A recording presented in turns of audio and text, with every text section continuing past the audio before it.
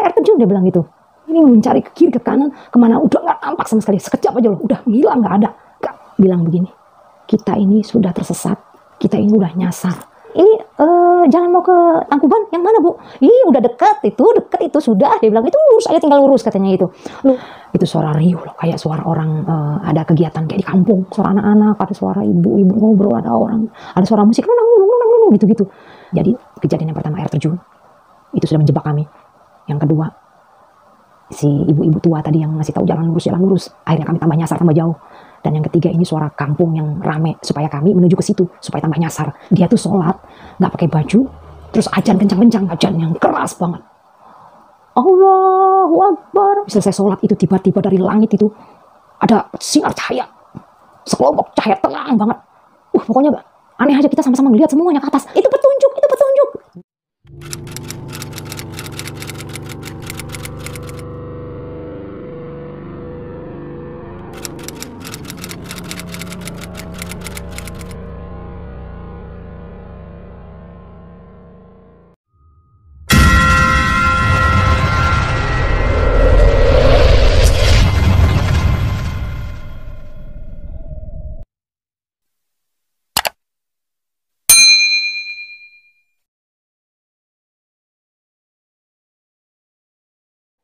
Assalamualaikum warahmatullahi wabarakatuh. Hai semuanya, jumpa lagi bersama Mbi di sini di YouTube channel Kisah Mbi Emma. Oke, di episode kali ini Mbi akan berkisah tentang pengalaman Mbi saat tersesat di Bukit Dayang Sumbi. Jadi Bukit Dayang Sumbi itu berada di seputaran wilayah Gunung Tangkuban Perahu. Nah, kejadian ini dialami tahun 1988, saat itu di SMA kelas 3 ya. Saat itu booming banget kegiatan pencinta alam. Jadi sebelum ke kisah, bisa lo minta tolong di subscribe channelnya Mbi supaya channelnya bisa lebih berkembang dan makin banyak kisah yang bisa Mbi bagikan di channel YouTube Kisah Mbi Emma ini. Like, komennya juga Mbi tunggu ya. Oke. Kita lanjut. Ceritanya seperti ini. Jadi suatu hari Mbi diajakin sama ada grup pencinta alam ya. Dia itu senior juga, sudah berpengalaman juga. Dia ngajakin dari SMA lain, ngajakin Mbi untuk ikutan kegiatan kita mau trekking jalan baru ke Tangkuban Perahu. Bukan jalan yang lama, jalan yang udah biasa ke Tangkuban, tapi kita mau lewat Cimahi. Katanya mau bikin jalur baru, jalur yang belum pernah dilewati siapapun, dan itu suatu saat bisa menjadi trek paling cepat gitu loh. Kita diajak seperti itu kegiatannya. Jadi Mbi waktu itu dari SMA-nya Mbi ada beberapa orang yang gabung. Nah waktu itu kami berangkat itu sekitar pagi banget ya, berangkat ke sana. Pagi supaya persiapan di jalannya kita menuju ke sananya seperti apa. Nah satu lagi, waktu kegiatan ke Tangkuban Perahu ini, Mbi terserang Mbi berbohong sama mama ya, sama bapak. Mbi berbohong bahwa Mbi hanya berkemah di sekolah. Jadi waktu itu nggak berani bilang kalau kita mau masuk hutan, terus kita mau mencari jalan baru, apalah begitulah, bla bla bla bla. Nah, jadi ceritanya begini. Kisah ini sangat membekas ya buat Mbi ya. Kenapa membekas banget? Sangat dramatik banget. Karena di dalam kejadian ini ada pergolakan, ada perjuangan antara sedikit lagi lah ibaratnya. Kalau tidak ada kuasa Allah, sudahlah, hilanglah sudah. Jadi waktu itu peristiwa itu juga masih hangat-hangatnya, itu peristiwa 7 pendaki tersesat di Gunung Salak ya. Itu juga baru ditemukan beberapa, belum semuanya ditemukan jenazahnya. Nah waktu itu sih waktu masih umur segitu nggak ada istilahnya kita takut bahaya, itu nggak ada. Kami berangkat itu sekitar mungkin rombongan ada 25 orang dari SMA yang berbeda ya. yang mengajak Mbi dan kawan-kawan dari SMA Mbi itu ada yang senior, ada juga yang belum baru itu ikut. Mbi juga sudah sering juga ikut kegiatan pencinta alam, tapi namanya kalau masuk hutan yang bikin jalur baru belum pernah. Tapi karena kita happy aja, kita berangkat. Nah, jalur yang baru mau diambil ini adalah yaitu tadi yang tercepat, yang akan menjadi sejarah gitulah menurut klaimnya dari yang senior itu. Kami berangkat itu dari Pasar Atas ya, menuju lewat Kolmas, lurus aja rasanya, ya lupa ingat ya Mbi ya. Tapi kalau ke kanan itu ke Curug Cimahi. Nah kita tuh lurus, sampai lurus itu angkotnya nggak ngantar terus lagi, karena waktu itu nggak kayak sekarang udah terbuka ya. Diantar sampai situ aja karena jalur kesannya udah nggak bisa lewatin mobil waktu itu. Jadi sekarang pun setelah ada teknologi Maps, Google Earth kayak gini, bisa melihat wilayah tempat Mbi tersesat itu luar biasa banget. Jadi ada Mbi lihat ya beberapa lokasi yang sampai sekarang pun itu masih hutannya masih yang hijau tua banget, tidak ada satupun rumah penduduk. Itu jalur yang kami tersesat itu. Jadi seperti ini gambarnya, fotonya ya.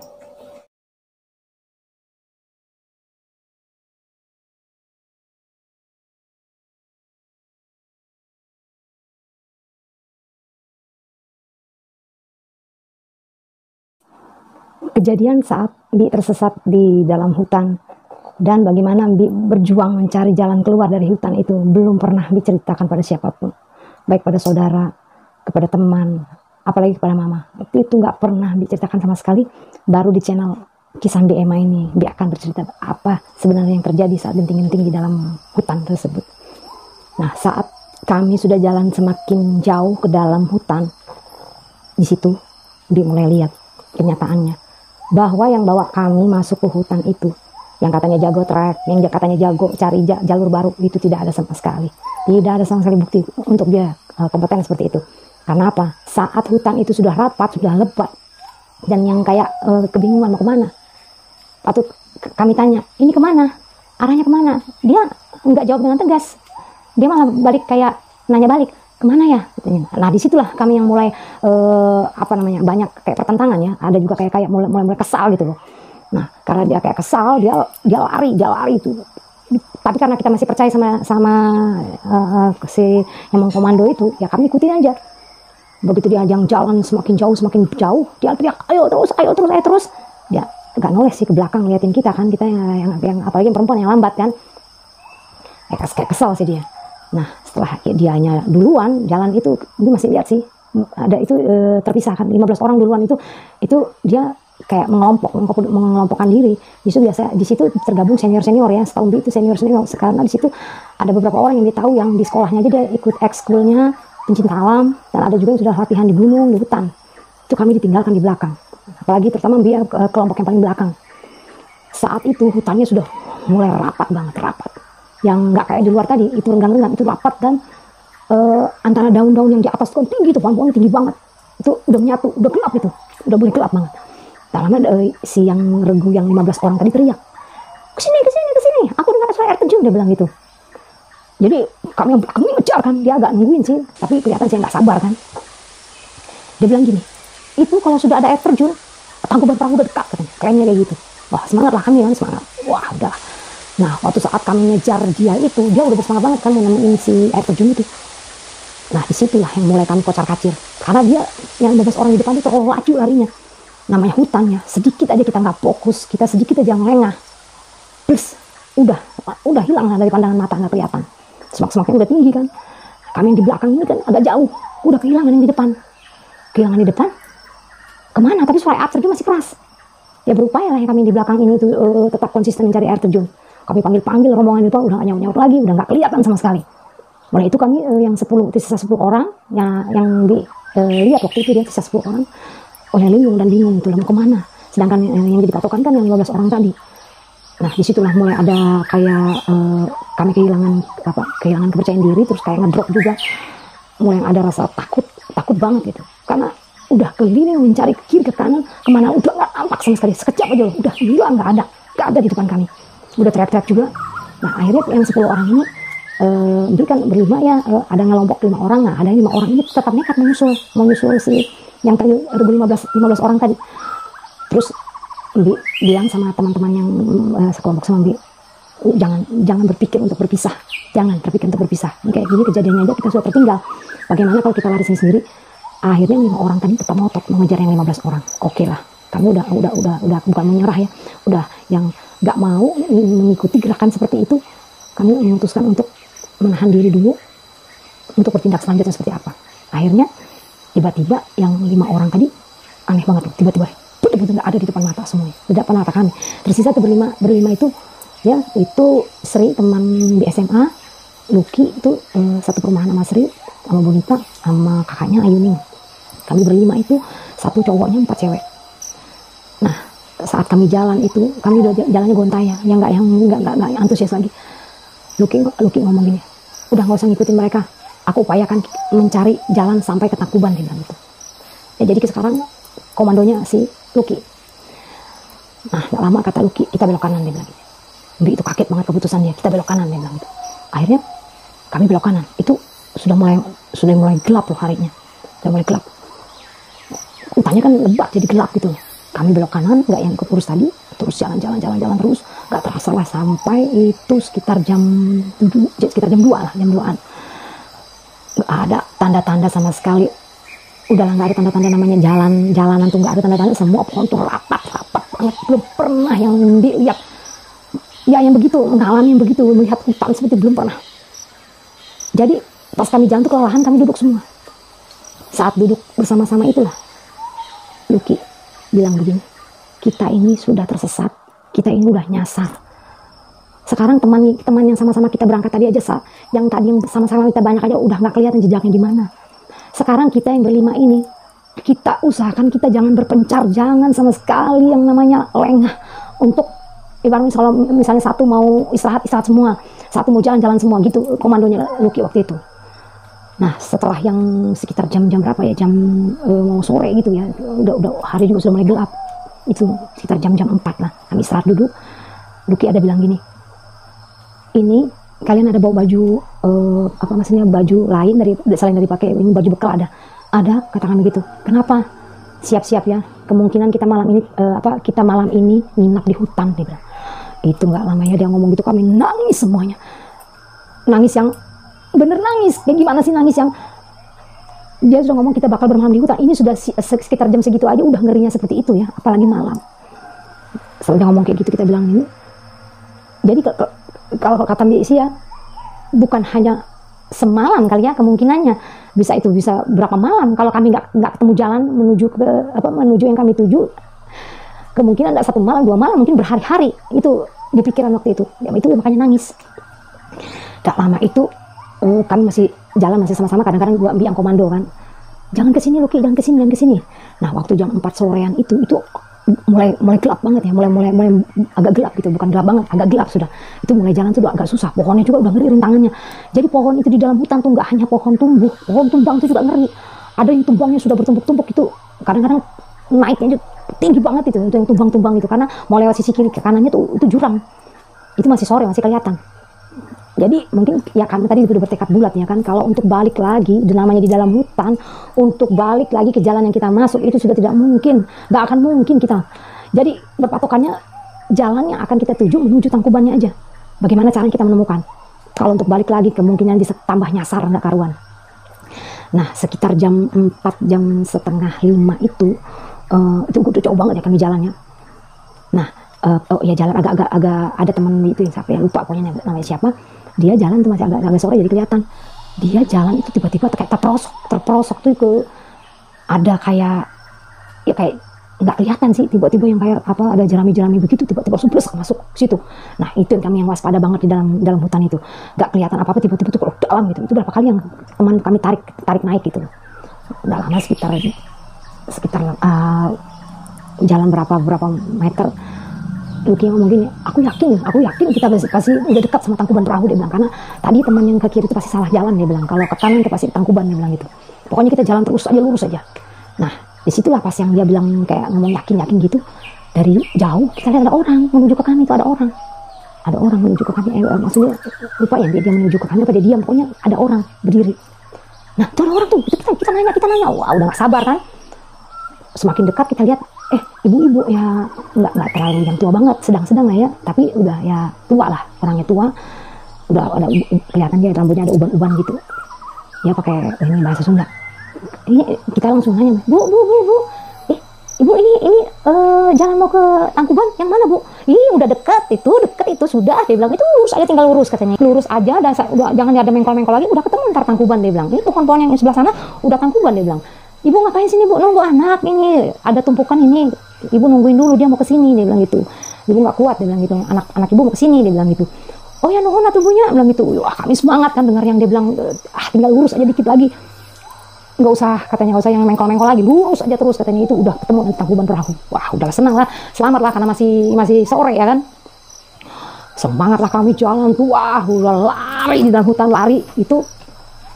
Jadi saking semangat ya kami berlari mau menuju yang jalan yang keluar itu berapa kali ada yang tergulung-gulung loh. Kalau berdiri lagi saking semangatnya, dan ternyata itu kami jalan yang sesuai dengan yang petunjuk ibu tadi, bukannya ketemu dengan yang jalan yang lega gitu, enggak. Itu aneh banget loh, hutannya tuh semakin lebat dan semakin yang luar biasa gelapnya.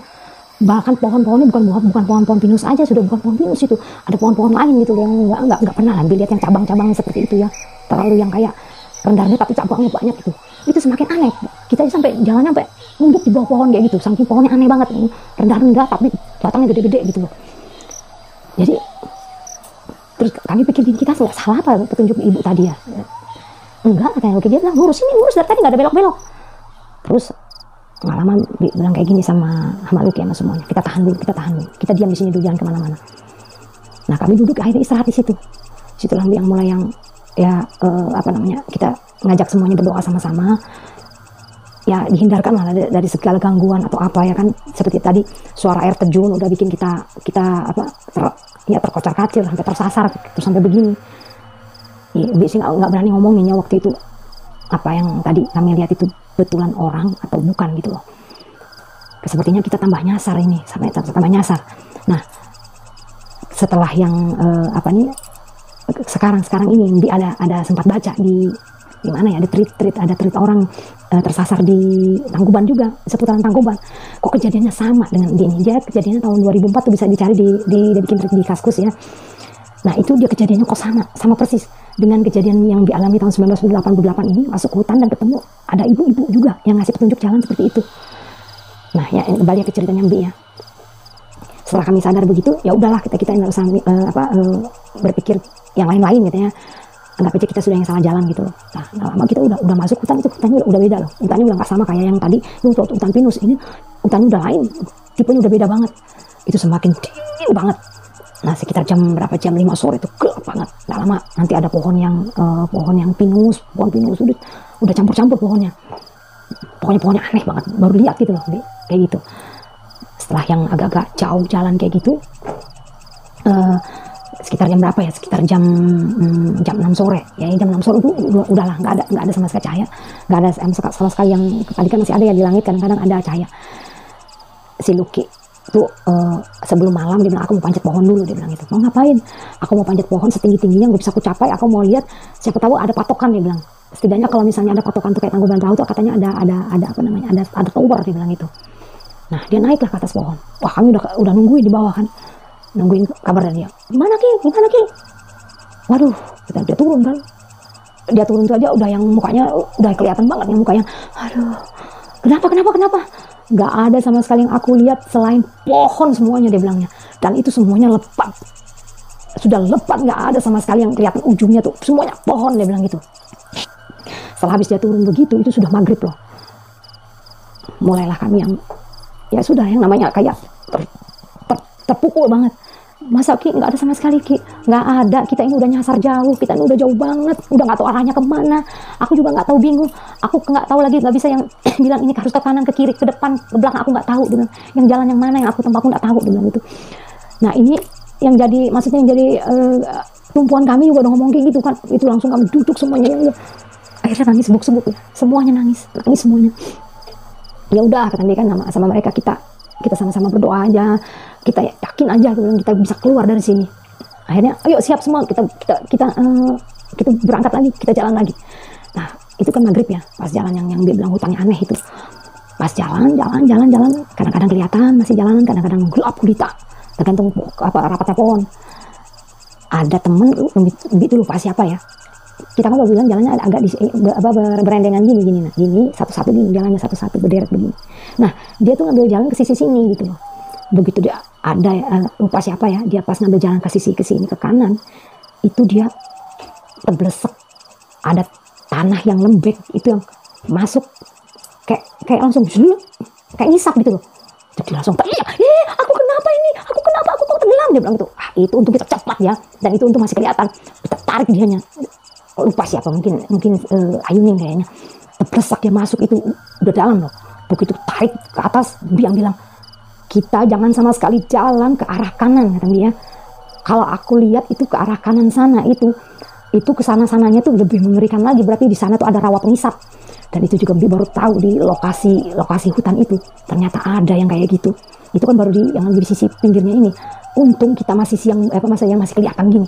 Oke kalau gitu, habis itu Mbi yang ngambil komando kan, kita belok kiri kan gitu. Karena jalannya ke kiri kan kayaknya jalannya padat gitu. Akhirnya semuanya pada nurut ya waktu itu sama Mbi. Itu enak banget kejadian itu yang saat kejadian yang memutuskan belok gitu.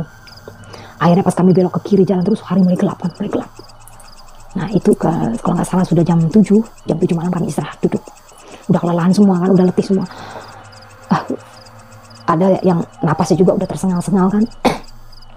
Nah pas saat duduk begitu, gak lama itu, jam 7 itu kan gelapnya, namanya hutan itu, satu titik cahaya pun gak ada. Kita sama teman aja saling raba-raba gini, kita gak punya senter loh, gak punya apa-apa dalam hutan. Gimana sih kalau orang mati lampu yang gini. Kamu di mana gitu. Pas yang jam 7 malam itu, lihat di pohon-pohon itu ada nyala-nyala kayak sebesar bola tenis itu loh, seperti bola tenis.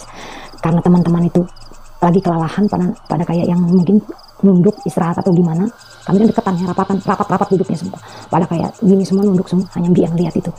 Dan waktu Mbi lihat itu, jadi ingat ceritanya Mama tentang hantu-hantu di Kalimantan yang di hutan. Itu ada hantu yang dia di sininya nyala. Di sininya, pas di sini di jidatnya ini tuh nyala, katanya kayak bola gitu. Kalau nyala kayak bola kayak sebesar bola tenis itu nyala kalau malam. Nah itu dia lihat di dalam hutan itu ada banyak banget nyala kayak gitu. Dan itu dia langsung nunduk, ingat yang pesan Mama, jangan sama sekali tegur, dan semoga aja teman-teman yang lain tuh nggak lihat itu yang si bola api itu. Lama setelah yang ditenangkan diri itu, coba baca ayat kursi juga kan, udah bacaan. Ya Allah, hilangkan makhluk hutan ini, ya Allah. Dalamnya itu satu-satu kayak redup gitu, redup. Ayo kita jalan lagi. Nah pas yang bilang jalan lagi, udahlah kami kompak jalan tuh, sampingnya jalannya yang udah berpegangan gitu, nggak bisa berlepas sama sekali. Karena kalau berlepas bisa langsung hilang gitu aja.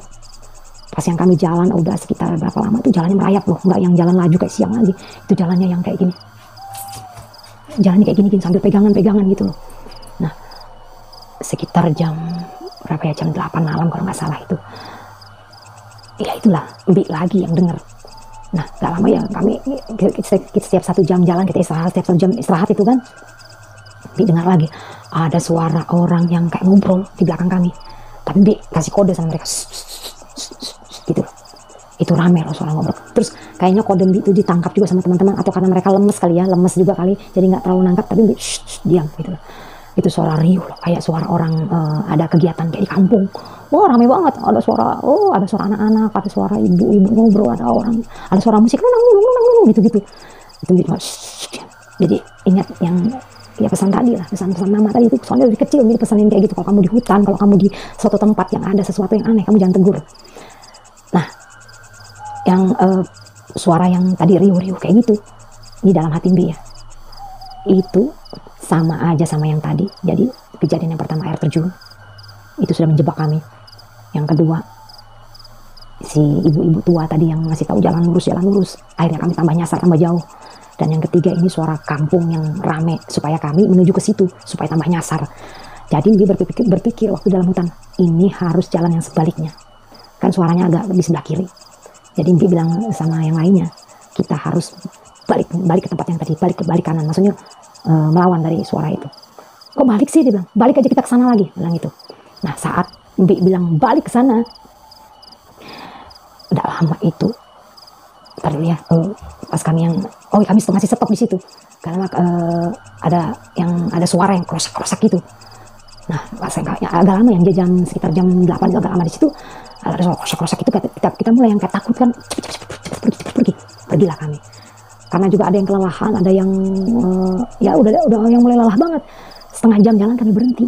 Nah pas berhenti itu sekitar jam 8:30 itu Mbi dengar suara mengaum, suara yang mengaum kayak jenis harimau kayak gitu atau apa ya. Akhirnya Mbi jadi ingat sama bapak cerita kalau di hutan-hutan di Jawa Barat itu masih banyak macan kumbang ya, dan macan itu suka ada di dahan-dahan pohon.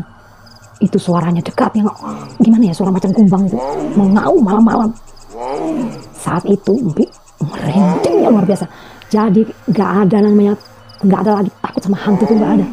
Yang Mbi takutkan saat itu sama binatang itu, takut banget, luar biasa takutnya. Itu suara aumannya udah kencang banget. Jadi Mbi koden semua, jangan bersuara sama sekali, kalau bisa kita diam aja. Akhirnya kami diam, duduk dulu semuanya. Nah setelah suara itu menjauh, suara auman itu semakin jauh. Gak lama kami itu jalan pelan-pelan. Pas jalan pelan-pelan gitu, sampahnya jalan tuh Mbi kok ingat mama aja. Nah tiba-tiba yang kami sudah kayak putus asa nih, mau kemana, jalan gak tahu arahnya.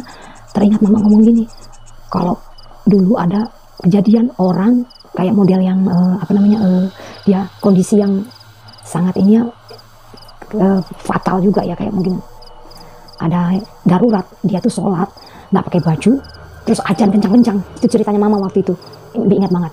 Nah atas yang teringat mama itu, Mbi panggil Luki, Ki, kamu mau nggak sholat nggak pakai baju, terus nanti kamu ajan kencang-kencangnya, tapi kita cari posisi yang pas untuk sholat. Oh ya, Kiki mau itu, dia bilang gitu, nggak apa-apa. Soalnya ya kan dia laki-laki kan, sendirian.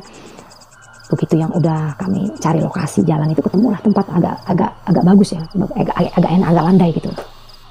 Nah di situ juga banyak pohon tumbang, jadi langit itu kelihatan gitu loh, agak banyak pohon tumbang. Saat Luki sudah siap-siap mau sholat, tiba-tiba Mbi dengar itu, entah Mbi sendiri dengar atau Luki juga dengar, soalnya pas Mbi bilang, Luki kita pindah, jangan sholat di sini, dia langsung nurut. Di belakangnya Mbi itu ada suara yang saat itu Mbi nggak tahu itu makhluk apa. Dia bukan binatang itu, suaranya seperti ini. Suaranya seperti itu. Itu dekat di belakang banget, di belakang Mbi. Dan itu kayaknya Luki dengar itu, Luki dengar. Kalau yang bertiga kayaknya udah nggak konsen ya sama yang suara begitu. Luki, jangan di sini sholat, kita pindah aja. Itu kayak di pohon gitu, ada batang pohon, kayaknya dia di belakang pohon yang dia menggerung kayak gitu. Pindahlah kita cari lokasi tempat sholat yang baru. Nah setelah zaman sekarang Bi sering nonton channel kayak pemburu hantu gitu ya, orang-orang masuk ke dalam hutan mencari kayak kidung alam, kayak beda alam. Bi baru tahu yang kayak suara yang ternyata itu genderuwo, dia memang penunggu hutan itu. Nah jadi saat itu di belakang Bi ada makhluk itu, tapi kita kan ya itulah tadi, kita selalu zikir, kita baca ayat kursi, kita nggak pernah sedikit pun yang lengah untuk menyebut nama Allah dalam hutan itu saat-saat kritis kayak gitu. Nah jalan sedikit ke depan lagi dikit, mulailah si Luki sholat di situ. Nggak lama Luki sholat itu dia ajan. Dia bilang, sekencang-kencangnya kamu bisa ajan, sekeras-kerasnya. Akhirnya dia ajan yang keras banget, Allahu Akbar, itu kan, wah pokoknya Allahu Akbar, pokoknya Allahu Akbar itu seingat dia berapa kali dia Allahu Akbar kayak gitu. Itu nggak ingat yang dia lama banget dia ajannya itu. Habis itu dia sholat, selesai dia sholat berdiri, Itu seketika yang rasanya nggak masuk akal, kejadian yang ya rasa nggak bisa diterima akal sehat lah. Habis selesai sholat itu tiba-tiba dari langit itu ada sinar cahaya, sekelompok cahaya terang banget. Pokoknya aneh aja, kita sama-sama ngelihat semuanya ke atas. Apa itu yang melayang sampai kayak lampu di atas? Dia rendah tuh, turun rendah banget begitu ke dekat kami.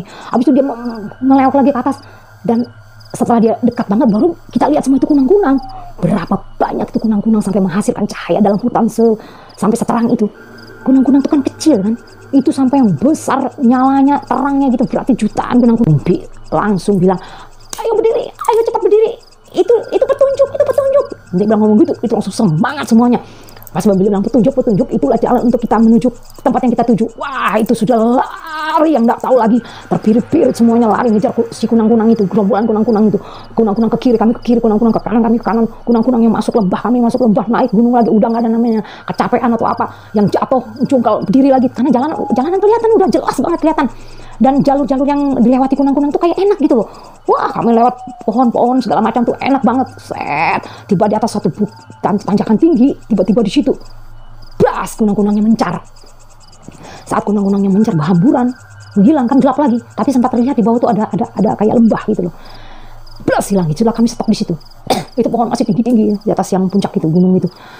Nggak lama Lucky yang teriak, coba lihat itu cahaya merah. Dia bilang, apaan?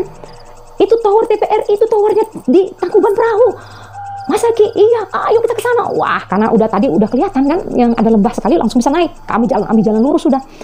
Itu kami nggak ada lagi namanya rasa capek. Turun ke lembah itu nggak lama kita naik yang posisi yang begini, naik mau ke puncak tower, posisi tower itu merayap naik bukitnya itu nggak kerasa banget. Tiba langsung ke atas semuanya. Jadi kunang-kunang tadi benar-benar mengantarkan kita sampai melihat tower. Betul-betul kejadian yang luar biasa. Benar-benar setelah habis sholat tadi itu langsung Allah kayak memberikan kita jalan yang itu, yang sampai sekarang yang rasanya amazing banget. Allahu Akbar. Nah, selanjutnya pas kami naik itu sampai kami ke atas itu gerbangnya tinggi banget, ada tembok tinggi, gerbang tinggi yang nggak bisa yang kita yang manggil orang tuh bisa kedengaran. Tapi di dalam itu ada kedengaran suara orang tepuk tangan di dalam tembok itu, tepuk tangan. Karena kita gedor-gedor nggak dengar, kita kotok nggak dengar, kita ambil kayu berlima itu kami hantam ke pintunya, kan pintu dari besi kan, kita hantam, bak gitu. Nah, setelah yang kami hantam itu ada orang langsung mengintip kami gini, siapa kalian? Begitu dia ngeliat begini kami lemas semua, itu langsung dia buka. Kenapa ini? Terus yang kami ngomong, tolong Pak, kami nyasar Pak, ini aja kita kebetulan bisa nemuin tower. Oh iya, sudah masuk. Begitu kami disuruh masuk, dia juga di dalam tuh panik Bang. Di dalam tuh ternyata ada berapa orang. Itu langsung ambil telepon, ambil kontak segala macam. Ternyata dia langsung kontak tim SAR sama, nah Lucky juga itu bapaknya kan di angkatan udara kan. Lucky juga kontakin bapaknya. Nah, jam berapa itu, sekitar jam 1-an rasanya, karena jam 12 rasanya waktu itu ada. Nah, ternyata yang tepuk tangan itu nonton Thomas Cup itu finalnya jam 12. Jadi sekitar jam 1-an lah tim SAR sama dari TNI AU sama gabungan sama angkatan darat yang datang itu, makanya alatnya canggih-canggih ya. Dia bawa lampu sorot yang bisa menyorot ke lembah itu, luar biasa terangnya. Dia bawa itu dari TNI angkatan darat itu, bawa tim SAR masuk karena kita bilang teman kami di hutan masih banyak. Nah, sekitar jam berapa ya, jam 4 itu rombongan yang 5 orang duluan yang dapat. Yang 5 orang dapat itu semua dalam keadaan sudah pingsan semua, dipakai tandu, dan naik pakai tandu. Berarti masih 15 orang yang belum ketemu. Nah, saat yang masih mencari itu hutan itu, para tim SAR sama TNI tadi, ada satu tentara yang datangin kami. Dia ngomong gini, kalian tahu nyasar di mana tadi? Enggak Pak. Kalian nggak tahu nyasar di mana? Enggak Pak. Bagus ya. Kamu tahu nggak? Kamu tadi itu nyasarnya di Bukit Dayang Sumbi, dia bilang. Kita nggak tahu Pak. Kamu tahu nggak Bukit Dayang Sumbi itu? Itu hutan yang nggak pernah dimasukin orang, dia bilang. Kalian itu masuk ke hutan Dayang Sumbi, di Bukit Dayang Sumbi. Setengah dimarahin sih sama tentara itu. Ya kayak, ya udah ya, namanya dimarahin yang kayak gitu, karena dia kan tahu kan ya, dia punya alatnya segala macam. gak lama, sekitar jam mau pagi udah itu baru rombongan yang 15 orang tuh ketemu dapat. Dan lihat tuh yang 15 orang yang si gondrong tadi, yang komando itu, yang katanya bisa menemukan jalur dia yang terakhir ditemukan. Dan keadaan sudah pingsan. Begitu semuanya ngumpul, didata sama tim SAR, didata juga sama TNI, kami itu dibawa ke markas, kalau nggak salah tuh ke Kodim Cimahi. Nah di situ waktu kami dibawa, kami didata siapa yang tidak sehat, siapa yang nggak, itu distabilkan dulu, difitkan dulu sama tim SAR juga. Yang fit boleh pulang gitu loh. Nah waktu itu jam berapa ya, jam 8 pagi. Jam 8 pagi itu, oh ya, yang diingat banget yang saat kami sudah ngumpul semua, ada ngomong sama semuanya pas pada ngumpul. Ini semua Mbak bilang berkat kami ditolong oleh kunang-kunang. Lucky ini loh sholat di dalam hutan, tiba-tiba kunang-kunang itu datang, berjuta kayaknya kunang-kunang itu. Dia bikin cahaya lampu dan kunang-kunang itu terbang memberi kami petunjuk jalan. Seandainya kunang-kunang itu nggak datang, nasib kita bagaimana? Dia ngomong gitu, nggak ada yang jawab satupun. Tapi ada beberapa orang ngomong alhamdulillah kayak gitu kan. Kalau nggak ada kunang-kunang yang Allah kirimkan itu, kita udah jadi apa nggak tahu. Mungkin di dalam hutan tuh jadi apa nggak tahu, selesai dah. Dan Mbak Ambi bilang kayak gitu kan. Balik ke ceritanya itu, sampai di Kodim tadi. Nah ada beberapa orang tentara itu lihat Lucky langsung hormatin. Semuanya pada orang hormat. Ambi ingat banget itu. Ada bapaknya kan, ada bapaknya Lucky. Jadi semua pada hormat, terus bapaknya ngomong gini, aku bangga sama anakku, dia bilang gitu. Jadi kan emang kita waktu di jalan itu Lucky yang komando. Semuanya kita tuh survive karena di sama Lucky ya kan, yang Lucky yang memberi kita spirit gitu loh. Bapaknya bilang aku bangga sama anakku, dia bilang gitu. Ya, tentara-tentara yang di situ juga pada hormat semua sama Lucky. Nah selanjutnya pulanglah Mbi ini. Jadi Mbi pulang tuh minta antar sama teman Mama Sri, sama teman Mbi satu lagi namanya Andi ya, itu minta tolong diantar. Takutnya kalau nggak diantar nanti dia apa ada mama ngamuk gitu kan. Dan kalau ada teman kan nggak ngamuk gitu loh. Nah sampailah di rumah. Begitu sampai di rumah, bukalah pintu, itu bukan sambutan, oh anakku kembali, bukan. Itu Mbi langsung digebuk, dipukulin di depan teman-teman, dipukulin pakai gebukan kasur, dihajar sama mama, bak gitu, sampai semuanya pada kaget melihat mama mukulin seperti itu. Jadi, dan itu juga Mbi baru tahu ternyata malam itu mama itu pergi ke Tangkuban Perahu jam 2 malam loh.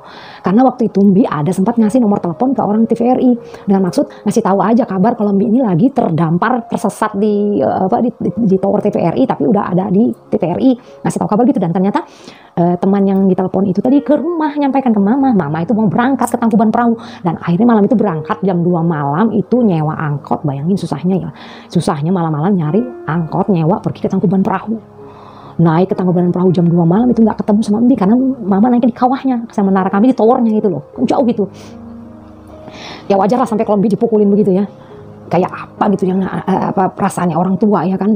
Jadi kata mama, aku mau ke Tangkuban Perahu tuh mau masuk hutan mencari kamu, dia bilang. Ampun mama, ampun. Kebayang sudah perginya dibohongin, udah gitu jam 2 malam pergi ke Tangkuban nggak ketemu lagi. Gimana pulangnya Mbi nggak dihajar ya. Beda ya sama Lucky tadi ya, bapaknya ketemu langsung, aku bangga sama anakku. Kalau Mbi, kamu di karantina, nggak akan boleh keluar lagi. Jadi pengalaman kisah Mbi ini sangat membekas banget ya. Bagaimana sampai sekarang ini, apalagi dengar kabarnya salah satu teman kami yang sama-sama segrup sama kami untuk bisa keluar dari hutan, yang menjadi semangat kami untuk keluar dari hutan, tuh Lucky itu udah meninggal. Dapat kabar dari Sri ya, Sri yang kasih kabar tentang Lucky itu setelah kejadian kami nyasar di hutan. Itu tahun berapa? Mungkin tahun sekitar tahun 90 berapa lah gitu ya. Ada kabar gitu loh, dia meninggal kecelakaan. Innalillahi wa inna ilaihi raji'un. Luar biasa banget spirit dan semangatnya Lucky. The best. Sedih ya. Sampai nggak bisa ngomong apa-apa ya, sedih banget ingat itu. Jadi kisah Mbi ini hanya sebagai ini aja lah, sebagai namanya bisa untuk sebagai pelajaran, bisa juga diambil hikmahnya. Bagaimana kita itu sebenarnya kalau dalam situasi yang seperti itu kita harus tetap mawas diri. Kita selalu ingat bahwa alam semesta, hutan segala macam itu punya kehidupan sendiri, dan alam semesta dan hutan itu semua adalah milik Allah. Hanya kepada Allah kita kembalikan, nggak ada yang lain. Itu yang hikmah yang diambil. Apapun yang terjadi kita kembalikan, semua milik Allah. Kita kembalikan. Innalillahi wa inna ilaihi raji'un. Itu yang bikin yang pelajaran paling berharganya buat Bi. Dan juga pesan Bi ya buat para pencinta alam, buat yang suka naik gunung, masuk hutan, segala macam itu. Ingat, kalau kalian masuk ke dalam hutan atau kemana, jangan yang terlalu terlalu percaya diri tinggi. Jangan. Kamu dengan hidupmu, alam dengan hidupmu, itu sesuatu yang bertolak belakang. Sebisa mungkin kita itu satulah, kita persiapkan diri kita matang. Bagaimana kita masuk ke suatu tempat yang medannya pun berbeda dengan kita. Nah, itu yang berpesan buat pencinta alam. Jangan yang mau bilang orang sok-sokan tuh, jangan ya, karena dia mengalami sendiri gimana sih fatalnya rasanya kalau misalnya di dalam hutan kita tergesa-gesa, kita buru-buru, kita panik, kita kalut.